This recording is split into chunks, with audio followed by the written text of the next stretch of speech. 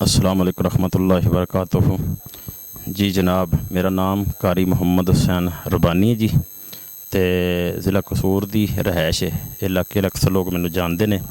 तो मैं अलहमदुलिल्लाह शोभा जाल जहाज ने 2 साल दावत तबलीग का काम किया। 1 साल जद्दा, 1 साल हायल। एक वाक़या मैं दसना चाहना, उस्ताद मास्टर मोहम्मद अयूब साहब मैं सऊदीया गया ही हाँ। तो सऊदीया जो पहुँचे तकरीबन 2 या 3 महीने हुए ने। तो मेरे बेटे का ना गले का मसला बन गया, नक थनी उल्टी चल पई। ठीक है जी। तो परेशान बड़ी चिल्ड्रन अस्पताल चक्कर आया, उन्हें आख्या गले का ऑपरेशन होगा। तो बड़े मामलात असी बड़े परेशान। बाहर गए, मैं उस्ताद जी को कॉल की सऊदी अरब तो। मैं क्या सर जी आ मसला है।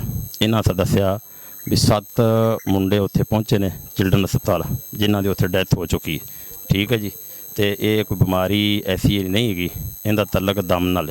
तो मैं उस्ताद जी गल मन के तो मैं बच्चे को भेजा, घरदिਆਂ ਨੂੰ भेजा। मैं जो उत्थे दम कराओ। इन्हें तकरीबन पहला दम बच्चे को 1.5 घंटे का किया।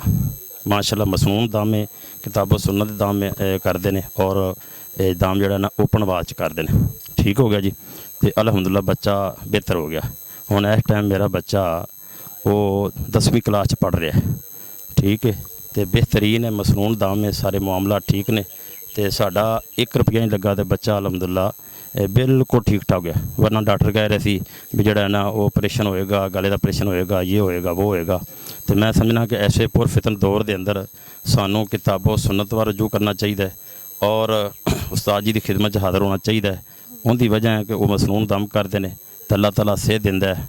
जादू का मसला हो, नज़र का मसला हो, जिन्नात का मसला हो, तुसी जनाब इत्थे आओ, मसनून दम कराओ।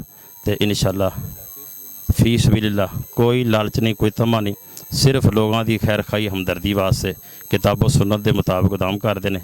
तुसी इंशाअल्लाह इलाज कराओ, बेहतरीन मुआलजे ने। तो माशाअल्लाह सरकारी टीचर भी ने।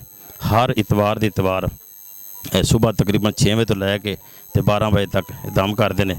तो अल्लाह ताला सेहत दिंदा जी। अल्लाह ताला हिफ्ज़ मान रखे जी। अस्सलाम वालेकुम रहमतुल्लाहि व बरकातुहू।